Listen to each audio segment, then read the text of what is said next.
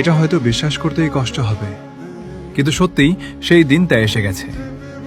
Cristiano Ronaldo নিজেই জানিয়েছেন, football মাঠে এটাই তার শেষ মৌসুম।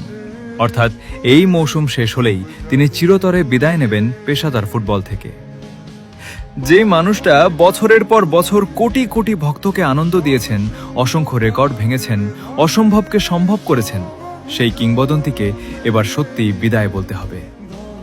একসময় তার গোল উদযাপন, সেই বিখ্যাত সিউ, শেষ মুহূর্তে ম্যাচ ঘুরিয়ে দেওয়া, আর মাঠে তার দাপট, সবকিছুই হয়ে যাবে আমাদের স্মৃতি। রোনালদোর বিদায় মানে শুধু একজন ফুটবলারের বিদায় নয়, এটা একটা পুরো যুগের বিদায়। মেসি, নেইমার, রোনালদোর মতো তিন কিংবদন্তিকে ঘিরে যে ফুটবলীয় যুগ আমরা উপভোগ করেছি, সেটাও ধীরে ধীরে ইতিহাস হয়ে যাচ্ছে। হয়তো আর কখনো নতুন কোনো ম্যাচে তাকে গোল করতে দেখব না, হয়তো আর দেখব না সেই চেনা উদযাপন। কিন্তু একটা বিষয় নিশ্চিত, রোনালদো মাঠ থেকে বিদায় নিলেও ফুটবল ইতিহাস থেকে কখনো বিদায় নেবেন না।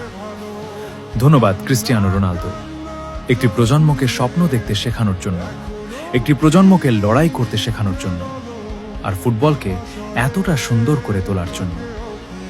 বিদায় কিংবদন্তি, তোমার শেষ ম্যাচের বাঁশি বাজলেও তোমার গল্প শেষ হবে না।